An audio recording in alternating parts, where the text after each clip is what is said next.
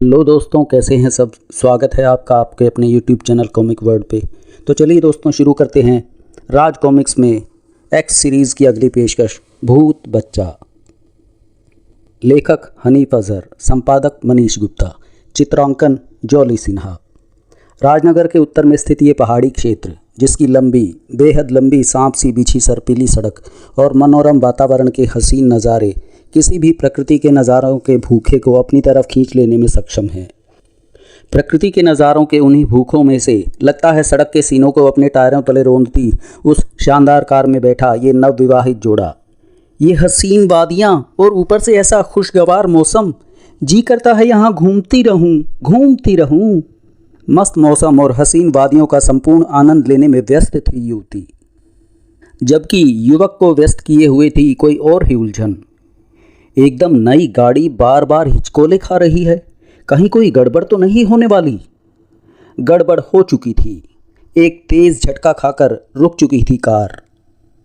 क्या हुआ darling, car क्यों रोक दी? रोक नहीं दी, रुक गई। देखना होगा, शायद इंजन में कोई खराबी हो गई है। कार से उतरकर इंजन का मुआयना करने के बाद दंग रह गया युवक। कमाल है, सब कुछ ठीक ठाक है, फिर क्यों अचानक खराब हो गई कार? लगता है कंपनी वालों ने हमें नई कार के बदले घटिया कार दे दी है। मैं डैडी से कहकर उन कमबख्तों पर केस। कार बनाने वालों को एक ही सांस में ना जाने कितनी गालियां दे जाती होती, अगर तभी गूंज ना उठती वो आवाज़ जिसने ठीक बम की आवाज़ की मानिंद उनके कानों में प्रवेश किया था। उआ, उआ। ये आवाज़, ये तो किसी बच्चे के रोने की आवाज़ है। उआ, उआ। उधर उस खाई से आ रही है ये आवाज़। आओ देखें क्या मामला है। खाई में झांककर यूं हैरान रह गया था वो जोड़ा, जैसे कुतुब मीनार को एफिल टावर की कमर में बाहें डालकर रॉक एंड रोल नाचते देख लिया हो। बच्चा, खाई में बच्चा, वाह वाह। कहाँ से आया ये यहाँ? ये बच्चा इस खाई में कहाँ से आया, ये सोचने का विषय नहीं है, बल्कि ये सोचने का विषय है कि इसे बचाया कैसे जाए, क्योंकि वो किसी भी समय पेड़ से सैकड़ों फुट गहरी खाई में गिर सकता है। दहशत के डोरे तैरने लगे युवती की आंखों में। उसे बचाना असंभव है। इस खाई में उस तक पहुंचने का प्रयास करना अपनी जान गंवाना होगा। तुम वहां नहीं जाओगे संजू? हाँ, मैं वहां नहीं जाऊंगा। लेकिन अगर मैं वहां नहीं गया तो वो मर जाएगा। नश्तर सी प्रवेश कर गई थी उसकी आंखों में वे निगाहें। तभी तो, पीछे हटो, मैं उसे बचाऊंगा, जरूर बचाऊंगा। आओ संजू, रुको संजू। युवती रोकती ही रह गई और युवक एक मासूम जिंदगी बचाने खाई में उतरता चला गया। उफ उफ, कहीं संजू फिसलकर गहरी खाई में गिर गया तो? उफ। सैकड़ों आशंकाओं ने कपकपा डाला था युवती को, लेकिन कुछ भी नहीं हुआ युवक को। किसी कुशल पर्वतारोही की तरह खाई में उतरता वो बच्चे तक पहुंचा और सकुशल वापस लौट आया। ओ संजू, तुम मौत के मुंह से वापस आ गए। आओ चले यहाँ से। अपने द्वारा अंजाम दिए गए कारनामे पर खुद हैरान और परेशान था युवक। साक्षात मौत की खाई में उतरकर मैं इस बच्चे को बचा लाया। क्या हुआ था मुझे? कहाँ से आ गई थी मुझ में इतनी हिम्मत? कार में आ बैठे दोनों तो याद आया उन्हें, इस कार से हम वापस नहीं लौट सकते, ये तो खराब है। मैं इसे स्टार्ट करने की एक कोशिश करती हूँ। युवती के हाथ ने घुमा दी इग्निशन की चाबी। इसी के साथ ही सिंह सा गरज उठा कार का इंजन। कार अपने आप स्टार्ट हो गई। कमाल है। हैरानी का एक जबरदस्त झटका था ये भी दोनों के लिए। लेकिन हैरानी के सागर में गोते लगाते वे दोनों अगर इस मासूम के होठों पर माधुरी दीक्षित की तरह नाचती शैतानी मुस्कुराहट को देख लेते तो छक्के छूट जाते उनके। शहर के पुलिस स्टेशन में। ये है वो नौजवान जो अपनी जान पर खेलकर आपके लाडले को बचाकर संयोग से इसी पुलिस स्टेशन में ले आया, जहां आप कुछ देर पहले ही इस बच्चे के गायब होने की रिपोर्ट लिखवा कर गए थे। कृतज्ञ भाव से आभार प्रकट किया प्रोफेसर गुप्ता ने उस युवक का। Thank you very very much. It is all right. युवक अपनी पत्नी के साथ वापस लौट गया तो इंस्पेक्टर विनोद भारती ने पूछा वो अति महत्वपूर्ण सवाल। ये बच्चा आपके बंगले से 20 किलोमीटर दूर हिल रोड पर कैसे जा पहुंचा और फिर उस गहरी खाई में कैसे गिर गया? इसी रहस्य ने तो हमारे दिमागों की भी धज्जियां उड़ा रखी हैं इंस्पेक्टर। हम खुद हैरान हैं कि हमारी आंखों के सामने से सन्नी हिल रोड पर कैसे पहुंचा। कौन कौन ले गया था उसे वहां? कोई बहुत गहरा राज छिपा हुआ है इस बात में, और जब तक मैं इस राज को फाश नहीं कर लेता चैन से नहीं बैठूंगा। सन्नी को ले जाने वाला प्रोफेसर गुप्ता का सहायक नरेश मेहता जाने कब तक बेहोश रहने के बाद कराह कर खोल दी थी जिसने अपनी आंखें, और इसी के साथ ही उछलकर उठ बैठा वो। दिमाग में लोहार के हथौड़े की भांति बजने लगी पिछली बातें। फटी फटी आंखों के सामने चलचित्र की भांति घूमने लगे पिछली घटनाओं के चित्र। गोली की रफ्तार से भागती कार के टायर अचानक ब्रेक लगने से अर्तनाद कर उठे। ची! कार रुकने के साथ उसमें से ऐसे निकला नरेश मेहता जैसे तोप का गोला निकला हो। एक तेज झटके से उसने कार का पिछला दरवाज़ा खोला और पिछली सीट पर पड़े सन्नी को उठा लिया। बसने से पहले ही उजाड़ दूंगा मैं तेरी पाप की दुनिया। दूसरे ही पल उछाल दिया सन्नी को उसने सैकड़ों फुट गहरी खाई में। जा मौत के पास। एक पल बाद ही जब नरेश ने खाई में झांका तो भौंचक्का रह गया था वो। Oh no! कारण था सन्नी, वो सन्नी, मौत जिसे अपने क्रूर जबड़े में दबा पाने में सफल नहीं हो पाई थी। उफ, वो उस पेड़ पे अटक गया। शक्ति उसे मरने नहीं देना चाहती है। अचानक खींच लिया नरेश का ध्यान पीछे हुई उस आहट ने। घूमा वो पीछे और हक्का बक्का रह गया। जमाने भर की दहशत आ बिराजी उसके चेहरे पर। Oh no! कार अपने आप न्यूट्रल होकर मेरी तरफ बढ़ रही है। बचना होगा उससे, वरना मैं उसकी चपेट में। लेकिन तब तक बहुत देर हो चुकी थी। धम! याऊ! कार की चपेट में आ चुका था वो और चल पड़ा था मौत के सफर पे। उफ! उस कार की तरह ही खील खील होकर बिखर जाऊंगा मैं भी। भड़ाक! नरेश का हाल वो नहीं हुआ जो उसने सोचा था, क्योंकि वो जहां गिरा वहां नदी गहरी थी और इस तरह मैं मौत से बच गया। लेकिन उस पेड़ पर लटका सन्नी कहाँ गया? हे भगवान! मगरमच्छ! और ये मेरी तरफ बढ़ रहा है। इससे बचकर भागना। मैं इस मगरमच्छ से बचकर नहीं भाग सकता। मेरे पैर की हड्डी टूट चुकी है। बेबस रह गया नरेश। उस मौत को देखते रहने के सिवा कुछ नहीं कर सकता था जो सुरसा की भांति मुंह फाड़े उसकी तरफ बढ़ रही थी। एक पल, सिर्फ एक पल, और फिर मैं निवाला बन जाऊंगा मौत का। लेकिन एक पल के बाद जो मौत का निवाला बना वो नरेश हरगिज नहीं था। धाएं धाएं! अद्भुत चमत्कार ही तो था वो, और उस चमत्कार को करने वाला था इंस्पेक्टर विनोद भारती। इंस्पेक्टर, तुम सैकड़ों फुट गहरी खाई में तुम मेरे लिए मसीहा बनकर आ पहुंचे। कैसे पहुंचे तुम यहाँ?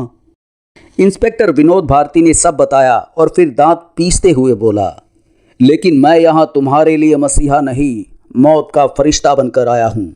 क्योंकि सन्नी जैसे मासूम को यहाँ खाई में लाकर फेंक देने के दरिंदगी भरे काम करने के जुर्म में 5 साल से कम सज़ा नहीं मिलने वाली। एक दर्द भरी मुस्कान मुस्कुराया नरेश। दरिंदा मैं नहीं इंस्पेक्टर, बल्कि वो है जिसे तुम मासूम कह रहे हो। एक घिनौना शैतान है वो। कांप कर रह जाओगे तुम उस मासूम के दरिंदगी भरे कारनामों की दास्तान सुनकर। आवेश में इंस्पेक्टर विनोद भारती को सब कुछ बताता चला गया नरेश, जिसे सुनकर पसीने से नहा उठा इंस्पेक्टर। हलक फाड़ कर चिल्ला उठा वो, झूठ है ये। अपनी जान बचाने के लिए झूठ, एकदम सफ़ेद झूठ बोल रहे हो तुम। ये सच है इंस्पेक्टर, एकदम सच। वो भूत बच्चा है। उस मासूम के रूप में जन्म लिया है एक ऐसे शैतानी शक्तियों के स्वामी राजा ने, जो आज से हजारों साल पहले इंसानी खून पीकर और उससे नहाकर अपनी शैतानी शक्तियों को बढ़ाता था। अपनी शक्तियों के बल पर उसने अपने वश में कर रखी थी ऐसी शैतानी शक्तियां जो पहले की तरह आज भी उसे हर मुसीबत से बचाती हैं। लेकिन ना जाने क्यों वो शक्ति उस महात्मा से उसे नहीं बचा पाई जिसने उसका संहार किया। उसी शैतानी शक्ति की बदौलत वो हजारों साल बाद भी जिंदा रहा और मिसेस गुप्ता की वजह से हजारों साल की कैद से आज़ाद होकर उनके गर्भ में पल रहे बच्चे में प्रवेश कर गया। जन्म के बाद उसने एक डॉक्टर की जान ले ली, फिर फानूस गिराकर घर में आए एक चोर की जान ले ली सन्नी ने, और सन्नी के रूप में जन्म ले इस दुनिया में आकर अपने पिछले जीवन की लीलाएं फिर शुरू कर दी। ट्रक से भी बच गया था सन्नी, क्योंकि मैं आंखों देखी एक घटना और खुदाई में मिली पांडुलिपि के जरिए उसके बारे में जान चुका था। इसीलिए उसे ख़त्म करने के लिए मैं सन्नी का अपहरण कर उसे यहाँ ले आया। मेरी बात का सबसे बड़ा पुख्ता सबूत तो यही है इंस्पेक्टर कि वो मासूम शैतान अपने माँ बाप की गोद में पहुँच चुका है और मैं यहाँ मौत से जूझ रहा हूँ। ओह, गंभीर हो गया इंस्पेक्टर विनोद भारती का चेहरा। तुम्हारी बात में दम है मिस्टर नरेश, लेकिन तुमने ये बात प्रोफेसर साहब और उनके परिवार वालों को क्यों नहीं बताई? उससे कोई फ़ायदा नहीं होता इंस्पेक्टर, उल्टे मुझे ही पागल समझा जाता। और फिर भला अपने जिगर के टुकड़े का कौन अपने हाथ से खून कर देता है? मैं समझता हूँ, पर यह बात मैं उन्हें बताऊँगा तो शायद वे मान जाएं। फिलहाल यहाँ से बाहर निकलने की सोची जाए। इंस्पेक्टर विनोद भारती ने नरेश को अपनी पीठ पर लादा और रस्सी ऊपर फेंक के निकलने लगा। संभल कर इंस्पेक्टर, घबराओ मत, ऐसे खतरों को पार करना खूब जानता है इंस्पेक्टर विनोद भारती। ज़्यादा समय नहीं लगा इंस्पेक्टर विनोद भारती को नरेश को लेकर ऊपर आने में और उसे अपनी जीप में डालकर शहर की तरफ बढ़ जाने में। तुम्हें अस्पताल पहुंचाकर निकलूंगा मैं इस सनसनीखेज और खौफनाक केस की छानबीन में। इधर प्रोफेसर गुप्ता के यहाँ आज जैसी घटना फिर सन्नी के साथ ना घटे, इसके लिए हमें इसकी देखभाल के लिए एक आया रखनी होगी। हाँ, ये ठीक रहेगा, आया हमेशा इसका ख्याल रखेगी। ओके, मैं आज ही अपने एक दोस्त से एक आया का अरेंजमेंट करने के लिए बोलता हूँ। अचानक ही प्रोफेसर को नरेश का ध्यान आया। जब से सन्नी के अपहरण वाली घटना घटी है, नरेश नज़र नहीं आया। मुझे बताए बिना एकाएक कहाँ चला गया वो? नरेश यहाँ था, सिटी हॉस्पिटल की तीसरी मंजिल पर बने एक स्पेशल वार्ड में। डॉक्टर ने कहा है कि तुम्हारे पाँव की कई हड्डियाँ टूट गई हैं, तुम्हें 2-3 महीने पूरा आराम करना होगा। अगर मैं आराम करूंगा इंस्पेक्टर साहब तो सन्नी वाले काम का क्या होगा? उसे मैं पूरा करूंगा दोस्त, विश्वास रखो। छानबीन के बाद अगर तुम्हारा कहा सच निकला तो उस मासूम शैतान का अपने हाथों से गला घोंट डालूंगा मैं। वार्ड से निकलकर इंस्पेक्टर विनोद भारती लिफ्ट में जा सवार हुआ। लिफ्ट का स्विच दबा दिया उसने। Ground floor. लेकिन ग्राउंड फ्लोर पर जाने की बजाय लिफ्ट ऊपर की तरफ भागी। ओफ, ये कैसे हुआ? रोकना होगा इसे। बिजली की सी तेज़ी से इंस्पेक्टर विनोद लिफ्ट के सभी स्विच दबाता चला गया, लेकिन ऊपर पहुंचे बिना नहीं रुकी लिफ्ट। कमाल की लिफ्ट है, मन मर्जी से चलती है, कोई स्विच काम ही नहीं करता इसका। खैर, टॉप फ्लोर पर आने के बाद अब तो ये नीचे जाएगी ही जाएगी। एक बार फिर ग्राउंड फ्लोर का स्विच दबा और इस बार ग्राउंड फ्लोर की तरफ बढ़ गई लिफ्ट। मौत के भय ने इंस्पेक्टर विनोद भारती जैसे जाबाज को भी हलक फाड़ कर चीखने के लिए मजबूर कर दिया। बचाओ! पल भर में ही इंस्पेक्टर की चीख पर हावी होती चली गई लिफ्ट के सतह से टकराने की भीषण आवाज। भड़ाक! लेकिन किस्मत का धनी निकला इंस्पेक्टर विनोद भारती। मैं बच गया। एक पल ही कायम रह पाई इंस्पेक्टर की जिंदा बचने की खुशी, क्योंकि अगले ही पल लिफ्ट से जुड़े हाई टेंशन वायरों का जाल आ गिरा उस पर। बिजली का करंट अच्छों की बोलती बंद कर देता है। बिजली के तेज करंट ने जल बिन मछली की भांति तड़पा डाला उसे, और उसकी ये तड़पन तब तक जारी रही जब तक बिजली के तेज झटकों ने उसके शरीर की धज्जियां ना उड़ा डाली। चिरडाक! भयानक, बेहद भयानक मौत मरा था एक जाबाज, जिसकी सैकड़ों टुकड़ों में बटी लाश को देखकर स्तब्ध रह गया था हर कोई। खौफ और हैरानी के मिले जुले भाव नजर आ रहे थे हर चेहरे पर, लेकिन एक ऐसा चेहरा भी था जिसके अधरों पर भरतनाट्यम कर रही थी वो शैतानी मुस्कान, जिसे शैतान भी देख ले तो उसके भी होश फाख्ता हो जाएं। बुरी तरह हिलाकर रख दिया था इंस्पेक्टर विनोद भारती की मौत ने नरेश को। ओफ, उस शैतान ने अपना रहस्य जानने वाले इंस्पेक्टर विनोद भारती को भी अपने कहर का निशाना बना डाला। कहीं ऐसा ना हो उसका अगला शिकार मैं हूं। ओफ! भय की एक सर्द लहर दौड़ गई नरेश की रीढ़ की हड्डी में, लेकिन उस भय को अपने इरादों पर हावी नहीं होने दिया उसने। चाहे अंजाम कुछ भी हो, मैं उस शैतान को ख़त्म करके ही मानूंगा। जिस दिन से ये बेड मेरा पीछा छोड़ेगा उसी दिन उसकी ज़िंदगी के पीछे लग जाऊंगा मैं। फ़िलहाल तो मुझे प्रोफेसर साहब और उनकी वाइफ को यहाँ बुलाकर उन्हें सारी स्थिति समझाने की कोशिश करनी चाहिए। नरेश के बुलावे पर प्रोफेसर गुप्ता अपनी पत्नी शालिनी के साथ उनसे मिलने अस्पताल आ पहुँचे थे। ये सब कैसे हुआ नरेश? कुछ खास नहीं सर, बस यूं ही एक छोटा सा एक्सीडेंट हो गया था। आप सुनाइए, सन्नी कहाँ है?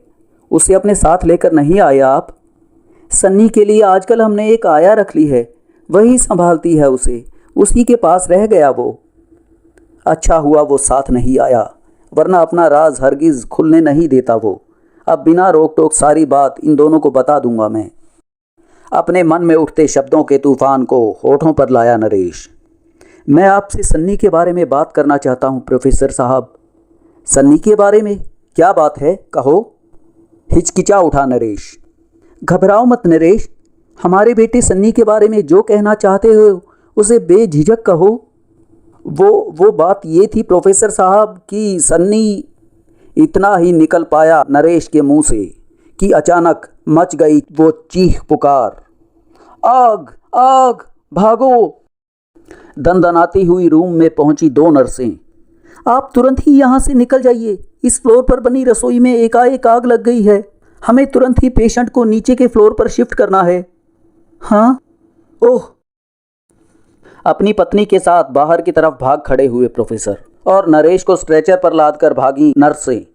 मैं जानता हूँ अस्पताल की रसोई में एकाएक आग क्यों लगी है।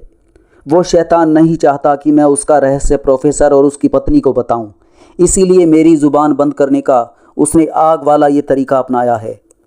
बिल्कुल सही था नरेश का सोचना, और इस बात का सबूत थी मासूम सन्नी के अधरों पर खेलती मुस्कान। डर ही डर समाया हुआ था उन आँखों में जो फटी फटी उस मुस्कुराहट का नज़ारा कर रही थीं। नन्हे हाथ के उस बुलावे पर सन्नी की तरफ देख रही वो बिल्ली जैसे कच्चे धागे से बंधी खींचती चली गई सन्नी की तरफ। और तब जब बिल्ली जा पहुंची सन्नी के पास तो सन्नी ने दीवार पर रेंगती छिपकली को झपट्टा मार कर दबोच लिया, धप, और छिपकली को डाल दिया बिल्ली के आगे। म्याऊ। कई दिन के भूखे गरीब की तरह छिपकली पर झपटी बिल्ली। म्याऊ। और ठीक वही वो पल था जब उस सारे दृश्य को देखती आया के हलक से चीख उबल पड़ी। बेहद तेजी से घूमी सन्नी की गर्दन। नहीं। अब खड़े रहने की ताब ना ला सकी आया। भयभीत हिरनी सी भागी वो चीखती हुई, बचाओ। उफ उफ, इतने हिंसक, इतने दरिंदगी भरे, इतने क्रूर भाव एक मासूम के चेहरे पर। भय से थरथर कांपती और राजधानी एक्सप्रेस सी भागती आया अचानक ऐसे ठिठकी जैसे उसके पांवों को फेविकोल से फर्श के साथ चिपका दिया हो। और ये सब हुआ था सामने खड़ी उस बिल्ली की वजह से जो इस समय किसी आदमखोर सिंह सी प्रतीत हो रही थी, जिसके कंठ से निकलकर वातावरण में छाए सन्नाटे को चीरती आवाज बिल्ली की आवाज हरगिज नहीं थी। चेहरे पर लहरा उठी आतंक की जबरदस्त खेती और बंजर जमीन की तरह सूख कर रह गया वो हलक जो एक क्षण पहले चीखों पर चीखें उबाल रहा था। जिस्म के सभी मौसमों ने पानी ऐसे बरसाया जैसे सावन के महीने में बरसात बरसती है। दूसरे ही पल खूंखार सिंह सी गरजती हुई उछली बिल्ली जोंक की भांति आया के टेटवे से चिपक गई बिल्ली। अपनी पूरी शक्ति से आया ने जो बिल्ली को खींचकर अपने से अलग किया तो टेटवा भी साथ ही खिंच गया। खच्चाक। अनियंत्रित म्युनिसिपैलिटी के नल सा गर्दन की नसों से बह निकला खून, जिस पर अपनी जीभ लपलपाकर टूट पड़ी बिल्ली। दरिंदगी की हर सीमा को तोड़ डाला था उस बिल्ली ने, लेकिन उसे ऐसा करने से रोकता कौन, क्योंकि या तो वहाँ मौजूद थी मृत रूप में आया या फिर मौजूद था वो मासूम जिसकी आंखों में मौजूद थे अपार तृप्ति के भाव और अधरों पर नाच रही थी शैतानियत भरी मुस्कान। अस्पताल से वापस घर लौटे प्रोफेसर गुप्ता और उनकी पत्नी को ही सबसे पहले देखने को मिला वो खौफनाक नज़ारा। बेहोश होने को मचल उठी अपनी पत्नी को संभाला प्रोफेसर ने। नहीं, होश में आओ शालिनी और सन्नी को संभालो, मैं पुलिस को इसकी सूचना देता हूँ। प्रोफेसर गुप्ता पुलिस को फ़ोन करने के लिए अंदर की तरफ और उनकी पत्नी रोते हुए अपने लाल की तरफ झपटी। मेरा लाल। कुछ ही देर बाद, ये कत्ल का केस लगता है क्या इंस्पेक्टर? नो, लाश की स्थिति साफ बता रही है उसे किसी बेहद हिंसक और खूंखार जानवर ने बुरी तरह भंबोड़ा है। आपके घर में कोई खतरनाक जानवर तो नहीं? नो इंस्पेक्टर, हमारे घर में तो जानवर के नाम पर सिर्फ एक कुत्ता और एक बिल्ली है, और चांस की बात है हमारे कुत्ते को ड्राइवर डॉग हॉस्पिटल इंजेक्शन लगवाने ले गया है। पीछे बची सिर्फ बिल्ली, और आप जैसे संपन्न घरों की आलसी बिल्लियां तो चूहे को भी ढंग से मार नहीं सकती। एनीवे, मैं चेक करूंगा कि आपकी आया का शिकार करने वाला जानवर कहां से आया और इस समय कहां है। आया की क्षत विक्षत लाश और सैकड़ों अनसुलझे रहस्य के साथ लौटी पुलिस पार्टी। शांति से गुजरे अगले कुछ महीने, और उसके बाद लंबे समय तक अस्पताल में रहने के बाद ठीक मौके पर तुम्हारी वापसी हुई है नरेश। कल हम अपने सन्नी का पहला बर्थडे धूमधाम से मनाने जा रहे हैं। मैं चाहता हूँ बर्थडे पार्टी का सारा इंतज़ाम तुम्हारी देखरेख में हो। ऐसा ही होगा सर। मानो मुंह मांगी मुराद मिल गई थी नरेश को। यही तो मैं चाहता था, क्योंकि मेरे दिमाग में है एक ऐसी योजना जिससे उस शैतान को पता भी नहीं चलेगा कि कब मौत ने उसे आ दबोचा। लेकिन मेरी योजना का शिकार कोई और ना बन जाए, इसका मुझे इंतज़ाम करना होगा। क्या थी नरेश की योजना? पूरे बंगले को दुल्हन की तरह सजाया गया था। अगले दिन बाहर से जगमग करते बंगले के अंदर अब हमारा राजा बाबू केक काटेगा। केक कटने के साथ ही गूंज उठी हर्ष ध्वनि। Happy birthday to you, happy birthday to you, happy birthday dear Sunny, happy birthday to you. ले सन्नी, अपने पहले जन्मदिन के केक का पहला टुकड़ा तू ही खा। किसी समझदार बच्चे की भांति मुस्कुराता हुआ सन्नी केक का पूरा टुकड़ा खा गया। शाबाश, अब केक को बाकी बच्चों में बांट दो।